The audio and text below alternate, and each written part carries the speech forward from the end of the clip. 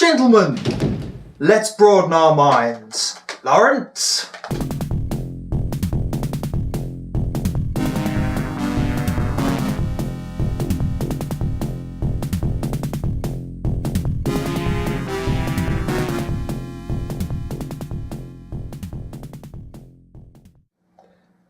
Hello YouTube, I'm Dan. I'm Batman. And this is two blokes having a chat.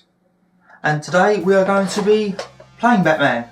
If you hadn't guessed by the fact that he just called himself Batman just then. We are playing the Mega Drive version. Yep. Interesting version, the Mega Drive version actually. It's probably the closest version to the film, although it's gameplay wise it is inferior to the NES version. I do enjoy the NES version of this. But the NES version was it's different in a lot of ways. It didn't have many levels which matched areas from the film. Yep. It had all types of different characteristics that were different moves and things. The Batman in this particular game actually has a lot of features from the Batman in the film. He's actually got batarangs, he's got a rope which you can use, Yep. a bat cord, but you don't get that in the NES version. You actually get a wall jump, which I never Yep. saw him do in the film, and you get interesting things like a little gun that shoots rockets and things like that. None of these things feature in the film, although I do think it is a better game. I think that's more for sort of platforming characteristics. It's a better game in its own right, but this one is very nice graphically. The music's really good. It's by Sunsoft, so the music will be good. And yeah, I do enjoy this game. Got this game when I was young. I remember the morning I got this game, I had a swimming lesson. That was a stupid thing to take me to when I know I've got Batman waiting for me when I get home.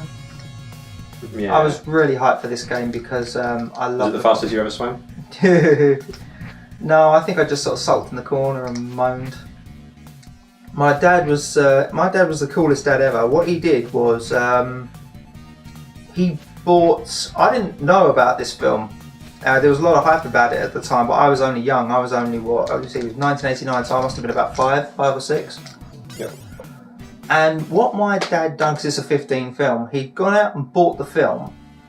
He had two VCRs back in the day, which he used to copy footage of bands and things that he liked. He'd record films and things that featured bands that were playing, and then he would get two videos and he'd make compilation videos and things like that. Yep. What he did was he bought the Batman film, made a copy of it, but when making the copy would edit out any bits that he didn't think were suitable for a 5-year-old.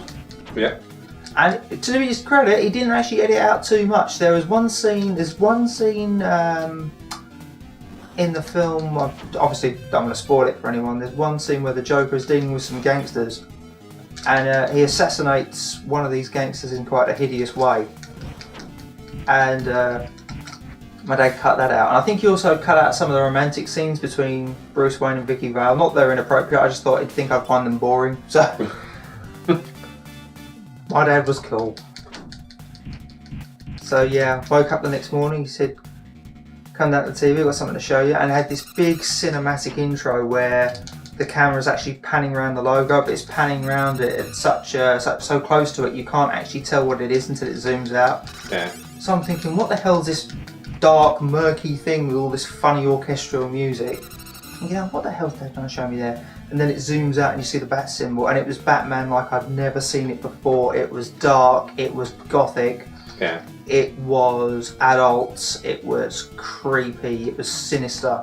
Because up until then, the only Batman we saw were cartoons and well, it wasn't really an animated series at the time. It was the when was the Adam West Batman? That's what I was trying to think of. Is that the 60s?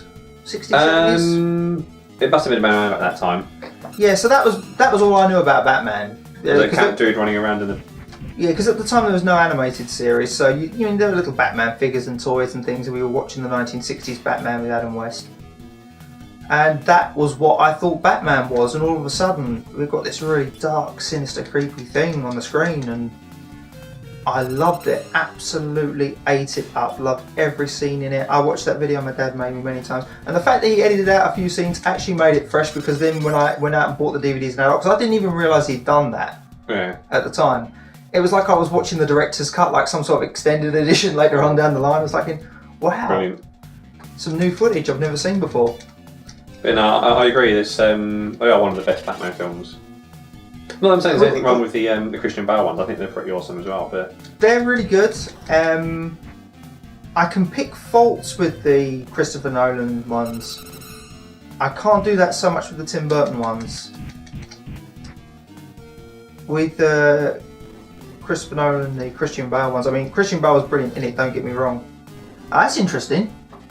he's sort of just hovering there. Yeah, he's hovering midair. That is a glitch I've never ever seen before. I wonder if I can. Do I dare risk it? Nah.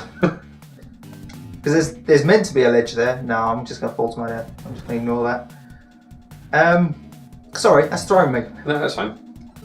Yeah, I mean, I can pick faults with the newish ones. Pretty much to do with the timeline, how it came about. I mean, you had the first film where... No, I shouldn't be saying this. I'm only going to end up spoiling it. So, just for anyone, for the sake of anyone who hasn't seen it. But the point is, I can pick fault with the Christopher Nolan ones. I can't with the Tim Burton ones. Well, here's a question for you. Go on, mate. Ben Affleck as Batman in the new film. Oh...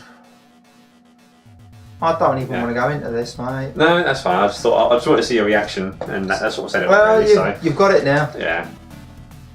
You're gonna have fucking nightmares later on or something. I know. Why?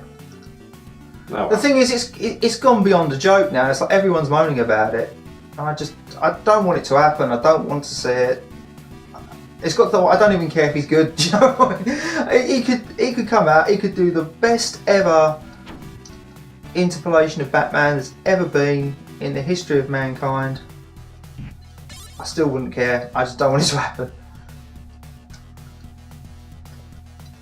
Then of course you had the entire 90s where you had all those ridiculous Batman films that came out. Yeah, they were bloody awful. I don't even consider them canon. I know Batman, you shouldn't consider anything canon because it's a beauty is the eye of the beholder thing. Anyone that ever takes pen to paper as far as a comic is concerned or does a film or a TV show, it's their interpretation of the Batman universe. Yeah. Because I wanted to go and buy some of the comic books. I'm not really into comics, which is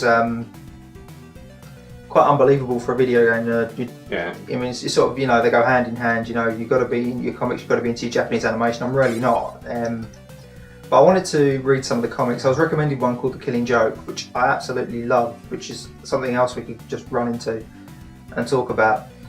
But I went to a guy in a comic book store and I said, what are the best Batman comics? I want comics with the Joker in because the Joker's my favourite villain. I want to learn about the canon. I want to know what is, the official story arc. Yeah. And he said, there's no official story arc. It's whoever puts pen to paper. Whatever you're reading is whatever it is at the time. Yeah.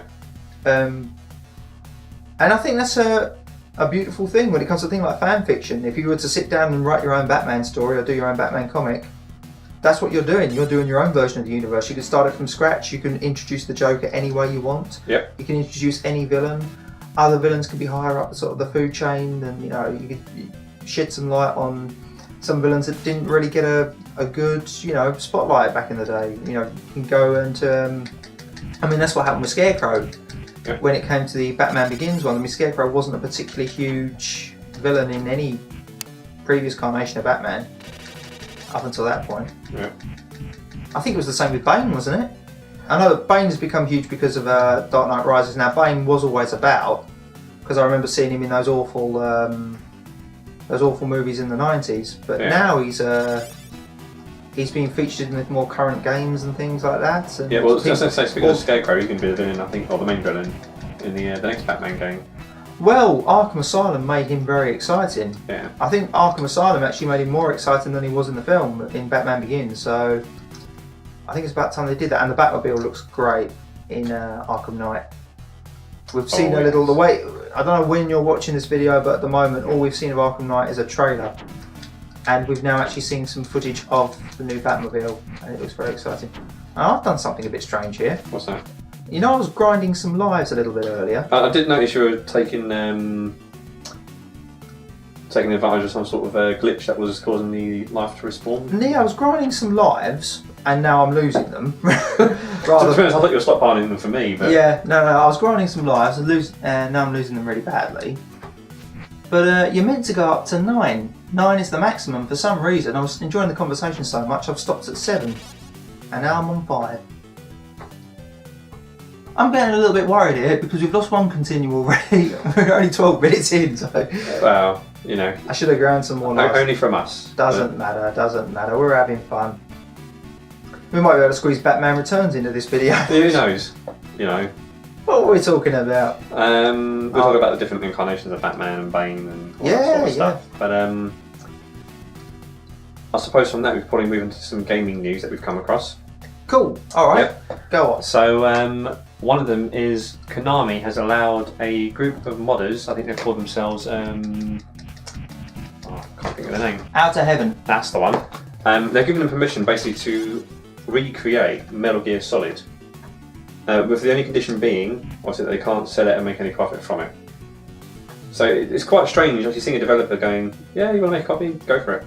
Well, that's made me really happy. And it sort of links into what we said about the fan fiction, because I'm not saying that, you know, modders are essentially people that do, you know, it's a whole different ball game to fan fiction, but it's nice when a developer actively encourages fans to be able to, you know, put their own work in, providing they don't make any money out of it, don't make any profit from it. I think it's really encouraging, really. It's sort of like a form of art, I suppose you could say. You know, just people sort of expressing the games that they know and love in maybe different, doing their own versions, put their own spin on things. Well, I love fan-made games and modding and things like that. And I think it's fantastic that Konami have actually come out and made it official. I wish more companies would do that, and I wish more companies would give their blessing to fans that want to make something. There was a HD version of Streets of Rage that was available to download online back, I'm not entirely sure when it was. I know that I missed the boat, because I hadn't heard about it until Sega had issued the team that made it a cease and desist. And that got taken off the net and it got torpedoed. And I'm gutted because I'd love to have played it. It looked really good. Yeah. And it's a shame because it's not as if Sega were doing anything with the franchise. And I don't think that the group involved were profiting from it. But Sega are quite good in most instances. There's a lot of ROM hacking with other games that they do, and they don't seem to mind, or they officially on record they don't seem to mind. They haven't, you know, torpedoed the scheme in any way. But I would like there to be more artistic license with, you know, these sorts of franchises and things. I'd like more companies to be able to say, yeah, go on, make something, you know, make something that we may not have considered making, and put your own spin on it. I love playing about with things like level editors and, you know, stuff absolutely. like that. A friend of mine's actually recently showed me a level editor for Super Mario World. Yep. And I'd love to have a little play around with that. Because that is a really solid platform game by any standards. It has been for years. So to be able to take the elements, remix them a little bit, and come up with something fresh and original. Going back to Mega Man, we talked about Mega Man in the last video. One great feature in the PSP version of Mega Man Powered Up, it actually included an onboard level editor. Oh, excellent. And I stuck it on the other day and found my first level that I created. And I had immense fun with it. It was great after I sort of forgotten about it and left it for a couple of years. I was enjoying it sort of through fresh eyes. I was thinking maybe that's something that, you know, if you ever get a way of hooking the PSP up to a camera and recording some footage, maybe we could make some levels for each other and we can have a little go at that. That would be pretty unique. Yeah. Mega Man Unseen. Yeah! Because I remember when I first saw Mega Man, the idea of... Mega Man was one of those games that inspired me to create games. I can't believe I'm saying this on record. I created a little knockoff Mega Man character. Can't even remember. I don't even think he had a name. He was just a robot. Right. But I had stacks and stacks of paper with like levels that I'd drawn. Really, really primitive. I don't even think I used a ruler. But yeah, it's kind of the joy when you're a kid and you sort of just start doing shit like this. Yeah. And it's kind of paid off because we are developing games now. Even, I mean, we're not, you know, huge, but we're doing it on some sort of level. And well, that's it. I mean, we've got a game out there, which is kind of fun, little puzzle game, and we're going to be doing other projects and things. So Mega Man was certainly an inspiration. It's not a bad game to pull from either. Yeah, if you're going to rip something off. So yes, that was Konami. God bless them. And so yeah, the next one, Sticks. Oh, right. I'm going to have another Affleck moment here, aren't I? So this is basically a new character from the new Sonic Boom. The new Sonic Boom game that's coming out for the Wii U. Yeah. So, and yeah, gathered by your reaction, I'm guessing you're not too much of a fan. It's not that. I feel indifferent towards the character. We know nothing about the character. The only thing that I'd point out with introducing a new character in, there's a lot of characters in the Sonic universe. I mean, we've both played Sonic Generations, and that sort of highlighted just how many characters there were, and a lot of them are pretty unremarkable, really. Yeah. I mean, I couldn't name half of them. I mean, we all had the main characters growing up. There's Sonic, Tails, they're really important because they're playable characters, and then there's Knuckles. Again, he's playable and he's got different attributes to Sonic and Tails, so he's important as well. And then you've got Amy from a plot perspective, because she was like she had relevance in the Sonic franchise with the Sonic CD being the little damsel he needs to save and things like that. Yeah. So I suppose she's important to an extent. But then anything that comes after that, there's so many characters, I can't name them. I know there's Cream the Rabbit.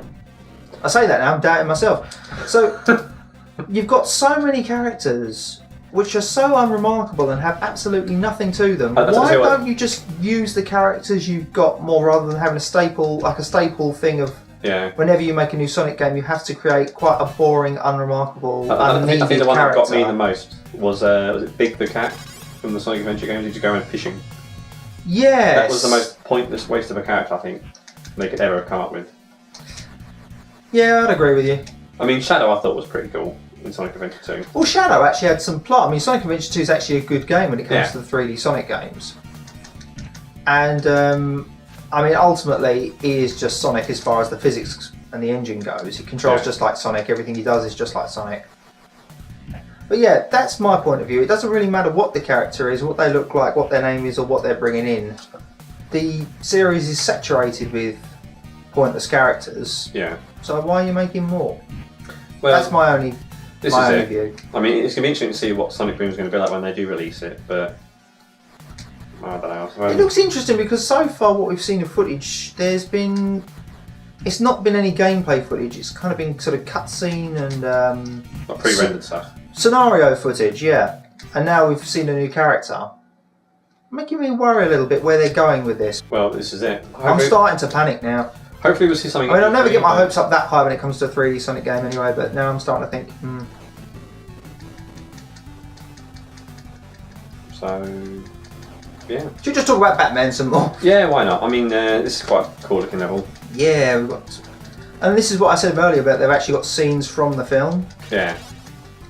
What was that famous, This Would Be Trust, the song during this one, that fantastic Prince soundtrack. Yeah.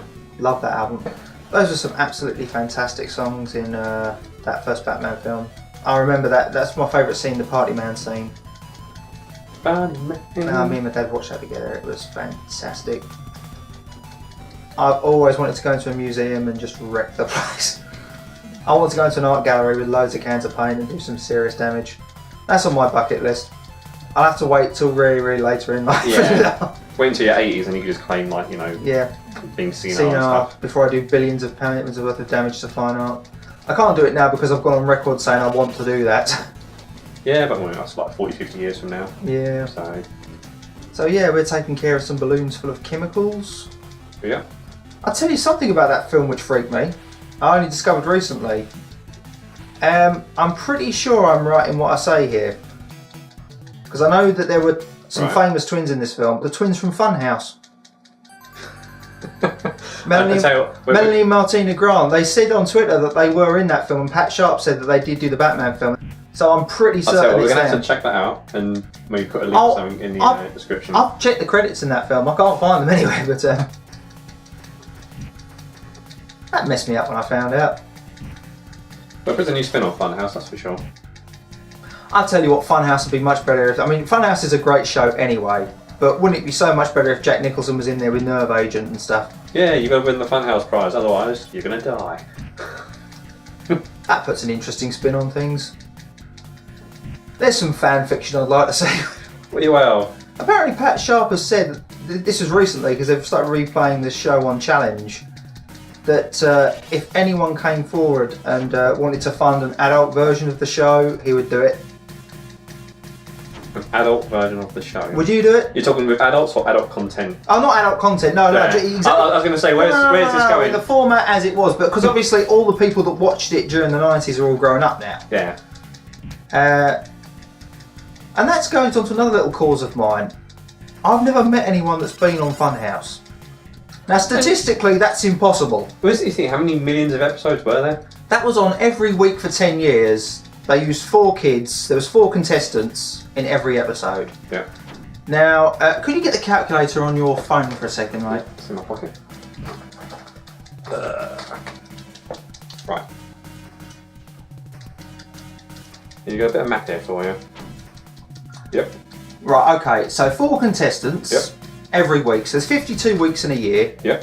So that's already 280 students. All right, 208 kids a year. Yep. And that show ran for over 10 years, but it wasn't on all the time. So let's just say 10 years. Yep.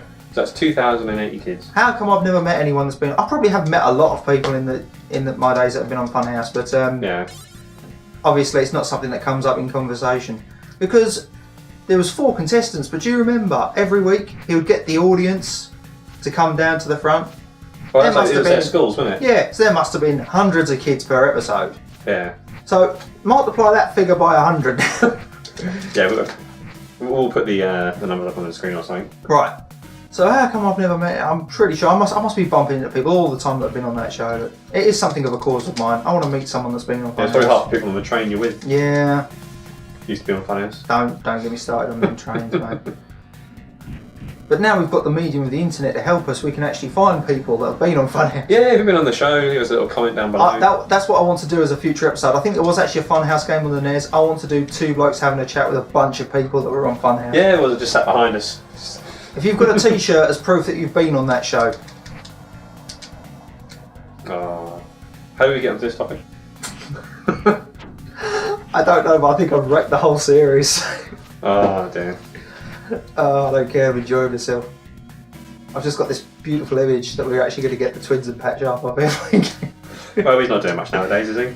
Oh, I'm sure he keeps himself busy. What about the twins? Maisy, Maisy, come here, Maisy. Maisy, Maisy, come here, Maisy. Maisy. And on that bombshell. Yes. So, your thoughts on the game? Well, like I say, I prefer the NES game, but this is still a really good version, and I think I need a long course of expensive therapy now. Yeah, definitely. And if you want to see this game played well, check out the Let's Play, which we're actually uploading at this time. Yeah. And your final thoughts on today's revelations, mate? I don't know, it's a good game, but I don't think it's quite on par with, say, like your Streets of Rage or maybe Turtles in Time. Oh, no, not at all, In terms mate. of that's how I was going to beat him up. I find the controls are maybe a little bit clunky and he's sort of a bit slow with the moving, but It is a bit of a slow game. It's a bit of a slow pace, and where we've been talking, I've made an absolute hash of it. I can assure me you, too. I can play this game well, but well, I say well, passable. I think it's fun. I think it controls well. I was really excited the day I got it. I think it's pretty fun, but if you're going to play a Batman game based on the original movie, I'd say play the NES version first. And if you're going to play a Batman game at all, you've got to play the Arkhams, haven't you? oh yeah, they're thoroughly good fun. Can't wait for Arkham Knight, the Arkham next Knight. one. Yeah. Well, Arkham Knight looks very, very promising. I think Arkham Origins took a little step back. I think it was more sort of a stopgap game. Yeah, Just to fill well, the void.